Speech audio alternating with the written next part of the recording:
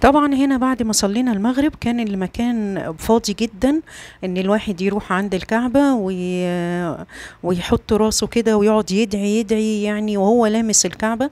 طبعا دي بتبقى روعة، لان طبعا طول شهر رمضان يستحيل، حتى يستحيل الواحد يبقى في المكان ده في الوقت ده خالص. يعني احنا التراويح او صلاة المغرب بتبقى في الدور الرابع فوق، لان المكان زحمة جدا.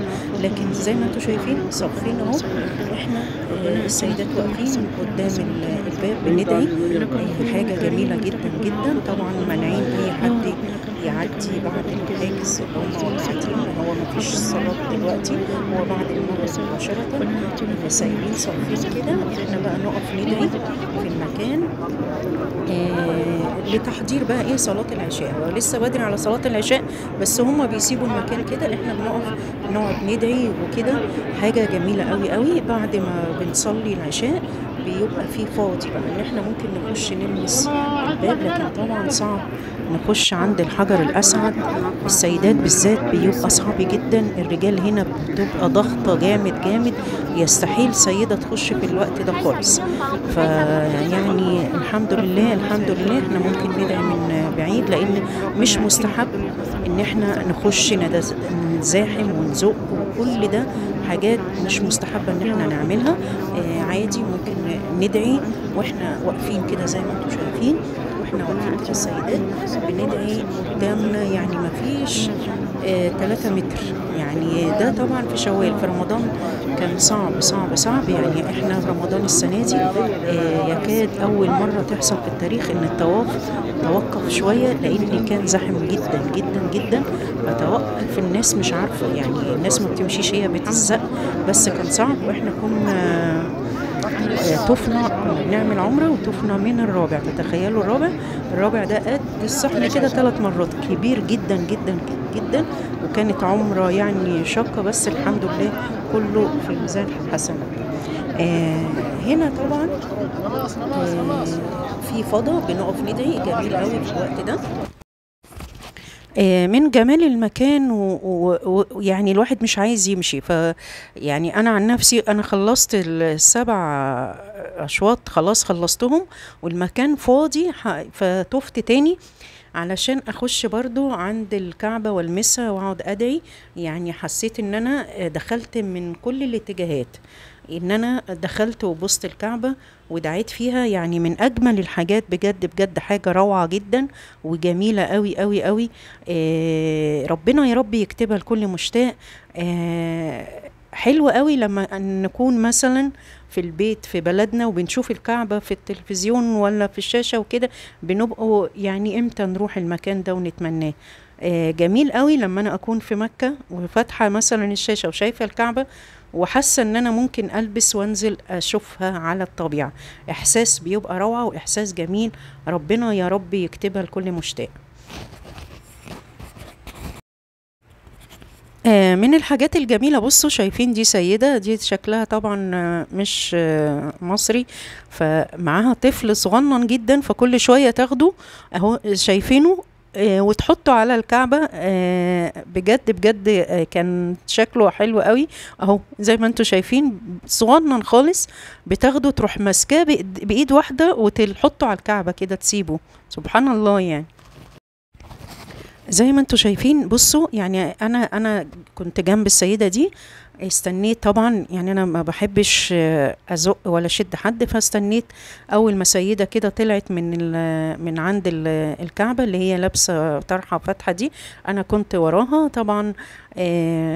دخلت وقعدت ابوس بقى. يعني هو بيقول مش مستحب ان احنا نبوس، احنا ندعي، يعني ندعي واحنا بنلم. طبعا ما أجمل بقى المكان والروحانيات اللي موجودة فيه، واحلى واحلى ميه زمزم كده وانت عطشان، والميه نازله كده رطبه وساقعه وجميله جدا. وميه زمزم اول حاجه لازم نعملها نمسك طبعا الكوبايه بايدنا اليمين ونسمي بسم الله الرحمن الرحيم وندعي ونشرب على 3 مرات. يعني هو مستحب اول ما نشرب ميه زمزم ان احنا نشرب بايدنا اليمين وندعي قبل ما نشرب كده. بصوا شايفين الميه يا رب كرمنا كده ونشرب ان شاء الله من يد الرسول عليه الصلاة والسلام. حاجة جميلة قوي قوي مية زمزم، لما شرب له.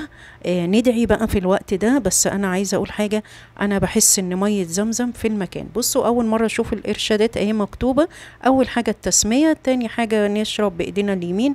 مية زمزم روعة في المكان هناك بجد. بنشرب، الواحد بيشرب وعايز يشرب تاني يعني. المية هناك ما بيتشبعش منها، ما بيتشبعش منها، ومهما ناخد معانا واحنا نازلين انا بحس ان المية بتبقى عادية، لكن هناك وهي نازلة كده بنشربها ليها طعم ومذاق خاص خالص. طبعا بعد ما شربنا مية زمزم وكده وصلينا المغرب، كان صلاة العشاء. طبعا الدنيا فاضية خالص، شايفين الحجر الأسعد بس ما فيش طبعا حد بيدخله، وبتبقى العساكر واقفة عنده. ده حارس الحجر الأسعد واقف وحاطط ايده علشان حد ما فيش، وعسكري تاني جنبه. ليه؟ علشان هم عاملين حاجز، ناس قاعدة صفين كده، محدش يدخل فجأة ويمسك الحجر. هنا بقى وانا يعني وانا طالعه في اتجاهي لباب الملك فهد بطلع منه ميه زمزم. انا بعشق المنظر ده، وبعشق المنظر ميه زمزم وهي كده. هنا خلاص بقى شربنا بقى تاني، يعني الواحد خلاص شربت الحمد لله مية كتير، واخدت ازازتين معايا صغيرين كده مليتهم مية زمزم، وانا ماشية في الطريق اشرب منهم واغسل بيهم وشي كده. كانت رطبة وجميلة جدا، ربنا يا رب ما يمنع حد منها ابدا. انا طلعت من باب الملك فهد على طول، خدت يمين مشيت. دي الفنادق اللي جنب والمولات اللي جنب الحرم. حاجة بجد روعة وجميلة جدا. وأهم حاجة هناك النظافة تحفة جميلة، كل حاجة بتلمع وكل حاجة بتبرق، حاجة بجد قمة في الجمال يعني. المكان حوالين الحرم ده اللي على طول جنب الحرم على طول، يعني زي ما انتم شايفين الجزئية دي. بنطلع من الحرم بنلاقي بقى الفنادق اللي على ايدنا اليمين والمولات، وهنا بقى في مول، في مطاعم طبعا ومشهور فيها مطعم البيك، ده مشهور في السعودية. حاجته حلوة يعني جميلة، وجبته جميلة جدا مشبعة للفرد. شايفين بقى المكان اللي بين اللي هو فيه إضاءة ده، دي مكان بقى كافيتريات، الناس هناك بتقعد، مكاتب للصرافة، حاجات كتيرة قوي. بنفضل ماشيين يعني.